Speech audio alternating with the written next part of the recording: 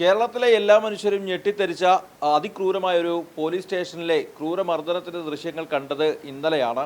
ആ K V Sujith എന്ന ചെറുപ്പക്കാരന്, യൂത്ത് കോൺഗ്രസ് നേതാവിന് പോലീസുകാർ ചേർന്ന് നടത്തിയ മർദ്ദനത്തിൻ്റെ ദൃശ്യങ്ങൾ പുറത്തു വന്നു. ഇതിനോടകം വലിയ വിവാദമായി.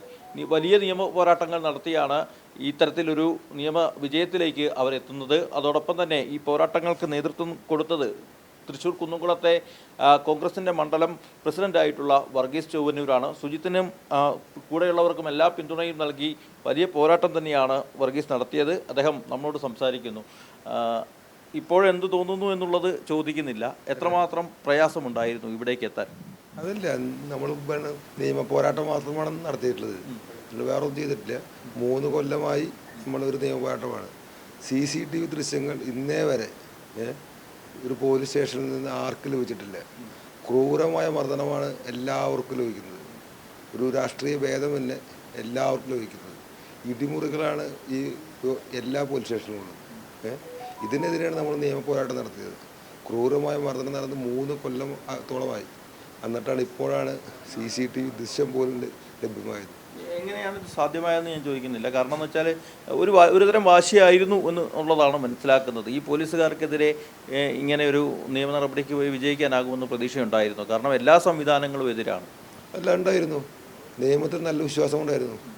എന്ത് വന്നാലും നിയമം നമ്മുടെ കൂടെ നിൽക്കുമെന്ന് നമുക്കിതിന് വളരെ കൃത്യമായ രീതിയിലാണ് നമ്മൾ പോരാട്ടം നടത്തിയത്. ഒരു സമരം പോലും ഇതിൻ്റെ പേരിൽ യൂത്ത് കോൺഗ്രസോ പാർട്ടിയോ നടത്തിയില്ല.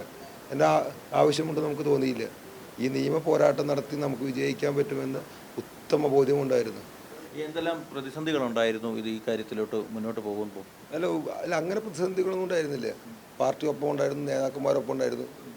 അങ്ങനത്തെ ഒരു കുഴപ്പങ്ങളും ഉണ്ടായില്ല. പോലീസിന് വളരെ ഇതുണ്ടായിരുന്നു. പോലീസ് സെറ്റിൽമെൻറ്റിൻ്റെ ഭാഗമായിട്ട് പോലീസ് കുറെ ശ്രമിച്ചു. പോലീസ് സ്വാധീനിക്കാൻ ശ്രമിച്ചു. പക്ഷെ ഭീഷണ സ്വരമൊന്നും ഉണ്ടായിരുന്നില്ല. ഭീഷണ സ്വരമൊന്നും ഇവിടുത്തെ യൂത്ത് കോൺഗ്രസ്സുകാരുടെ നടക്കില്ല എന്ന് പോലീസിന് വ്യക്തമായ ധാരണയുണ്ടായിരുന്നു. ഏതു വിധത്തിലാണ് അവർ സ്വാധീനിക്കാൻ ശ്രമിച്ചത്? നേരിട്ട് ബന്ധപ്പെടുകയായിരുന്നു? ആരാണ് സ്വാധീനിക്കാൻ ശ്രമിച്ചത്? അല്ല, അങ്ങനെയൊന്നുമില്ല. വളരെ നമ്മുടെ സുഹൃത്തുക്കളായ പോലീസുകാർ വിളിച്ചു, ഒന്ന് അവസാനിപ്പിക്കണം, അവരുടെ ജീവിതമാണ്. ഞാൻ പറഞ്ഞു, ഇതേപോലത്തെ ആയിരക്കണക്കിന് സാധാരണക്കാരൻ്റെ ജീവിതമുണ്ട്.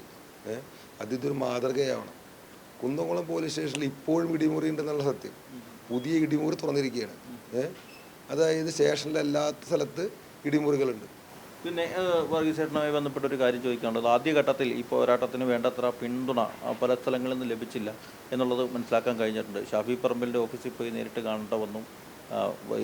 രാഹുൽ മാങ്കൂട്ടത്തിൻ്റെ ഫേസ്ബുക്ക് പേജിൽ പ്രതിഷേധം അറിയിച്ചുകൊണ്ട് കമൻറ്റ് ചെയ്യേണ്ട വന്നു. അതെങ്ങനെയാണ് സംഭവിച്ചതെന്ന്? ഷാഫി പറമ്പിലിൻ്റെ ഓഫീസിൽ പോയപ്പോൾ ഞാൻ നിയമസഭയിൽ ആ ചോദ്യം ചോദിക്കാമെന്ന് വളരെ വ്യക്തമായി പറഞ്ഞതാണ്. വടകര ഇലക്ഷനുമായി ബന്ധപ്പെട്ട് ഷാഫി പറമ്പിൽ പോയത് കാരണമാണ് ആ നിയമസഭ ചോദ്യം ഉണ്ടാവുന്നത്. വളരെ ശക്തമായി തന്നെ ഷാഫി പറമ്പിൽ ഇതിൻ്റെ മുകളിൽ നിലപാടെടുത്തിട്ടുണ്ട്. എന്താ പറയുക, വിളിച്ചിരുന്നു, സംസാരിച്ചിരുന്നു. ഷാഫി പറമ്പിൽ വളരെ വ്യക്തമായ നിലപാടിനെടുത്തിട്ടുണ്ട്. ഷാഫി പറമ്പിലൊന്നും ഇതിന് മുകളിൽ ഒരിക്കലും എതിരായി നിന്നില്ല. ഈ രാഹുൽ മാങ്കൂട്ടത്തിൻ്റെ മാങ്കൂട്ടത്തിൽ ഫേസ്ബുക്ക് പോസ്റ്റിലൊരു അന്നത്തെ ഒരു സാധനത്തിലൊരു വൈകാരികമായൊരു സാധനം ഇട്ടു എന്നുള്ളല്ലാതെ വേറെ ഒന്നുമില്ല. വേണ്ടത്ര പിന്തുണ രാഹുലിൻ്റെ ഭാഗത്തുണ്ടായിരുന്നു, വിളിക്കാറുണ്ടായിരുന്നു. ഏതായാലും ശുഭപ്രതീക്ഷയിലാണ്. ഇത്രത്തോളം നടത്തിയ നിയമ പോരാട്ടം അതിൻ്റെ അന്തിമ വിജയം നേടും വരെ മുന്നോട്ട് പോകാൻ തന്നെയാണ് വർഗീസ് ചൊവ്വന്നൂരും VS സുജിത്തും അടക്കമുള്ള ആളുകൾ ഈ വിഷയത്തിൽ പ്രതീക്ഷിക്കുന്നത്. അത്തരത്തിലൊരു തീരുമാനമെടുത്ത് മുന്നോട്ട് പോവുക തന്നെയാണ് ഇവർ. ക്യാമറാമാൻ സഹീർ ഗുരുവായൂരിനൊപ്പം ലെബിൻ കെ വിജയൻ, ന്യൂസ് മലയാളം, തൃശ്ശൂർ.